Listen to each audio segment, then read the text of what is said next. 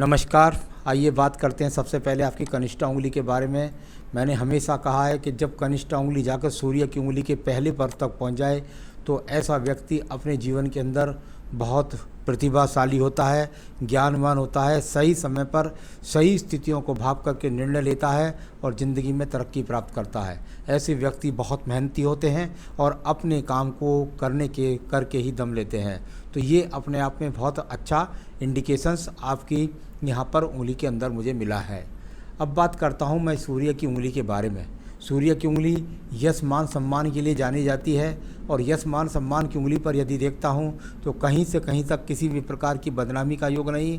किसी भी प्रकार से यहाँ पर यदि मैं देखूँ तो कोई यहाँ आँखों का रोग का या किसी कोई बुरे अहित चिन्ह का यहाँ पर कोई ऐसा योग नहीं है जिसके कारण मैं कह सकूं कि आप अपने जीवन के अंदर प्रगति नहीं करेंगे। तो कुल मिलाकर यश सम्मान यहाँ पर ठीक बना हुआ है। और साथ ही साथ शनि की उंगली की बात कर लेते हैं। ये शनि की उंगली और शनि की उंगली पर ये कट, ये वर्तमान की स्थिति को दर्शाते हैं। यानी कि आपको बहुत सोच समझ करके ये निर्णय लेना है कि मुझको जीवन में धन का इन्वेस्टमेंट कहाँ करना है। इस प्रकार की स्थिति को दिखलाने वाली ये आपकी यहाँ पर शनि की उंगली है, जो बता रही है कि अपने व्यवहार पर नियंत्रण रखिए और धन को बहुत सोच समझ करके इन्वेस्टमेंट कीजिएगा। तो इस प्रकार की स्थिति को बताने वाली ये शनि की उंगली, वैसे किसी प्रकार के रोग का कोई संकेत यहाँ पर नहीं है। अब बात करता हूँ यहाँ पर बृहस्पति की उंगली के बारे में।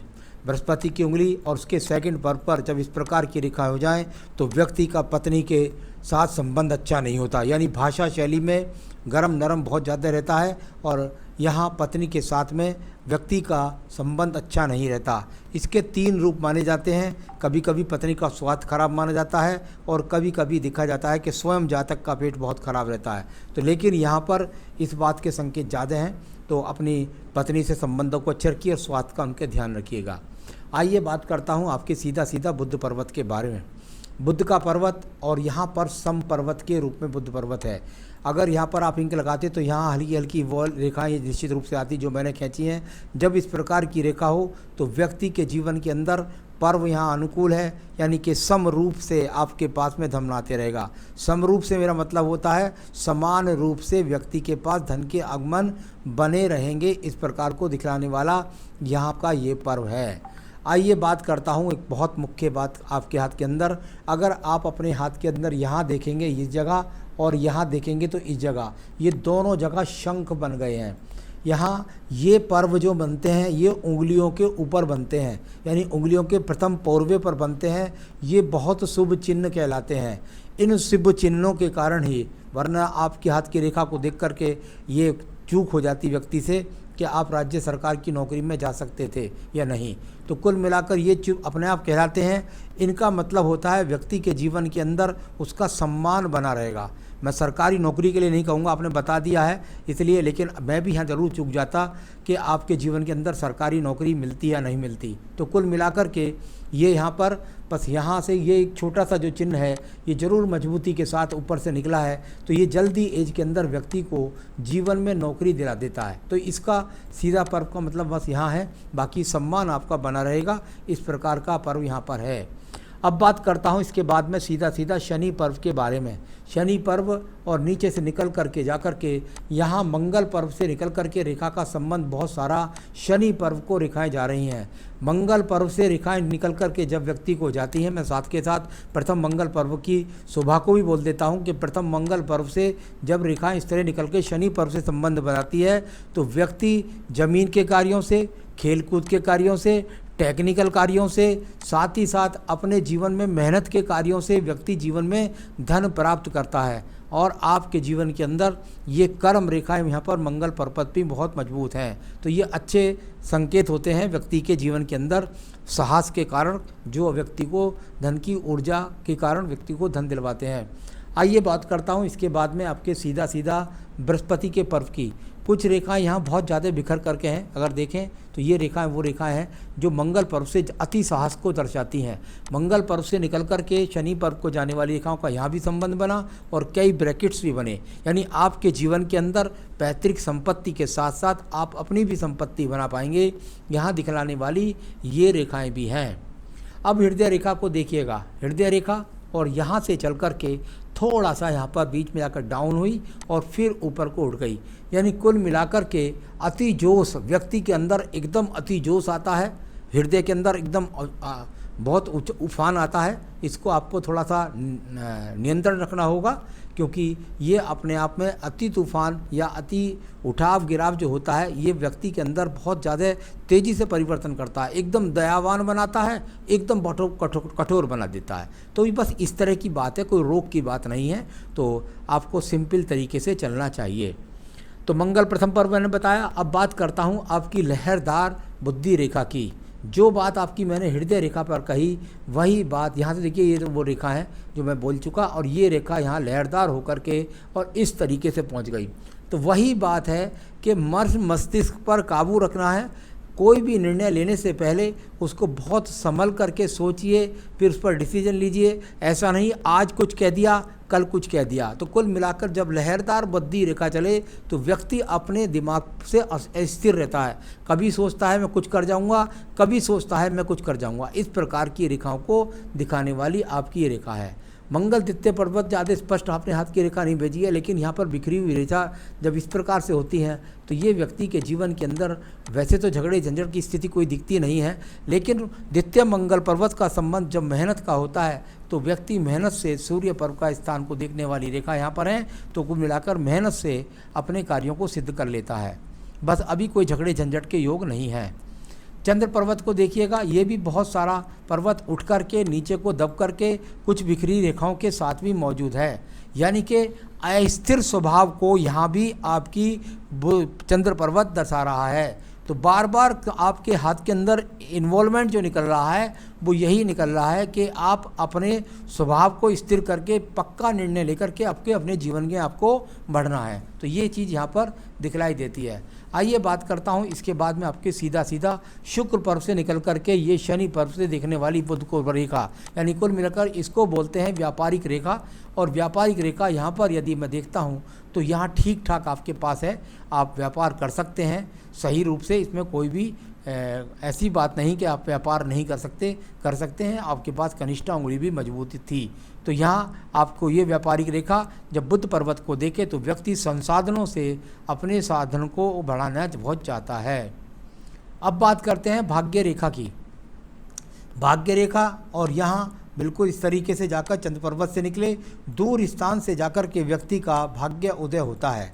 और इसके सपोर्ट में एक और रेखा जहाँ खड़ी हो जाती है वहाँ आपके जीवन का लगभग ऐसा कहिए 39वें वर्ष के बाद एक और सहायक रेखा, यानी 39 वर्ष के बाद आपका और अच्छी तरीके से आपका काम चलना शुरू हो जाएगा। ये भाग्य रेखा, ये आयु रेखा से उठने वाली रेखाएं आपके जीवन में वही रेखाएं हैं जो आपके आने वाले समय में आपको प्रगति देने वाली हैं आपके कार्यों के द्वारा। ये आपकी एज का फैक्टर भी होगा, लगभग 36 से लेकर के और 38 के बीच में इसमें आप अच्छा खासी मेहनत करेंगे और तरक्की को प्राप्त करेंगे। अब बात कर लेते हैं आपके बाद यहाँ पर सीधे शुक्र पर्व की। शुक्र पर्व आपका मुझे अच्छा नहीं लगा। यहाँ का नीचे का शुक्र पर्वत बहुत पीड़ित, यानी कि पत्नी के साथ संबंधों में बहुत अपने आप को साधना होगा, एक बात।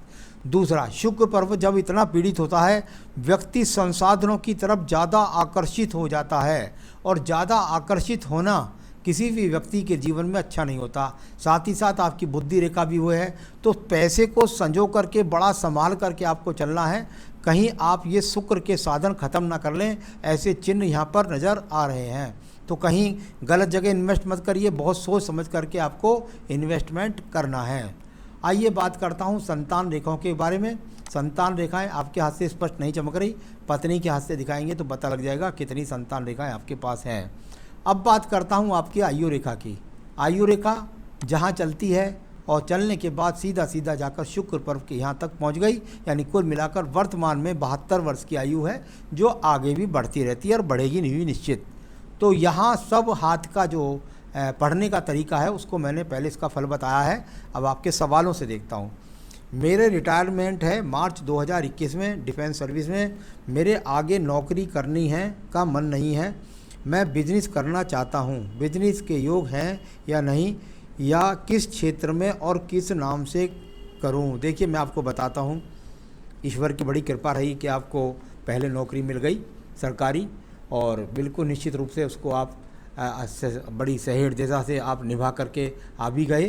परंतु यहाँ पर जब मैं आपकी रेखा का इन्वॉल्वमेंट देखता हूँ तो मंगल शनि का बहुत अच्छा इन्वॉल्वमेंट है, यानी कि आप अपने जीवन में प्रॉपर्टी डीलिंग का काम कर सकते हैं, आप अपने जीवन में रोड़ी, बदरपुर, सीमेंट, इनकी कोई दुकान खोल लीजिए, उसका काम कर सकते हैं, साथ साथ उसमें आप लोहे का काम भी जोड़ सकते हैं। तो मंगल शनि के ये काम आपके जीवन के अंदर बनते हैं, आप इनको कर सकते हैं। तो जो मैंने काम बोले हैं और वो आपको ठीक रहेंगे। तो यहाँ कुल मिलाकर मंगल शनि के ये जो काम हैं इनके द्वारा आप काम कर सकते हैं। कोई टेक्निकल कार्य या कोई किसी प्रकार की कोई मशीनरी से संबंधित एजेंसी, जैसे स्कूटी की ले लेते हैं, बाइक की ले लेते हैं, उस तरह की भी लेंगे तो आपको फलित होगी। तो कुल मिलाकर मंगल शनि के काम आपको करने हैं। खेतीबाड़ी है, नर्सरी है, ऐसी चीज़ों के काम भी बनते हैं। तो ये है, और नाम की कोई किसी नाम से भी कर लीजिए, काम यह आपको फलित रहेगा। मैं अपने गांव या क्षेत्र के लिए कुछ करना चाहता हूं, मैं पॉलिटिक्स में सफल हो पाऊंगा या नहीं? बिल्कुल भी नहीं। राजनीति बिल्कुल भी आपके हाथ के अंदर नहीं है, क्योंकि ये जो हाथ है इसमें मक्कारी की रेखा नहीं है, और डिसीजन पावर में उथल पुथल है। कोई आदमी गरीब दिखाई दे गया तो कुछ लुटा दिया, कहीं कहीं बहुत ज़्यादा क्रोध आ गया तो आप इससे बाहर हो गए। तो वो उस तरह का हाथ नहीं है। कृपया करके इस तरफ तो मैं यहाँ पर अभी मुझे कहीं से कहीं तक 5 साल तक ये चीज़ नज़र नहीं आ रही है। मैं रियल एस्टेट और शेयर मार्केट में सफल हो सकता हूँ क्या? बिल्कुल, शेयर मार्केट में जाने का प्रयास भी ना करें और रियल एस्टेट में आप जा सकते हैं, ये मैं आपको बता चुका हूँ। नीलम पहन रखा था और वो कहीं पर आपका खो गया था, आप चाहते हैं कि मैं दोबारा से यदि नीलम को पहन लूँ तो मुझे उससे काफ़ी फ़ायदा हुआ था, तो क्या मैं नीलम को पहन लूँ या ना पहन लूँ? मेरे हिसाब से आपको बिल्कुल भी यहाँ, यदि आप नीलम पहनते हैं तो मेरे हिसाब से मैं यहाँ कहीं मुझे नीलम उचित नहीं लग रहा।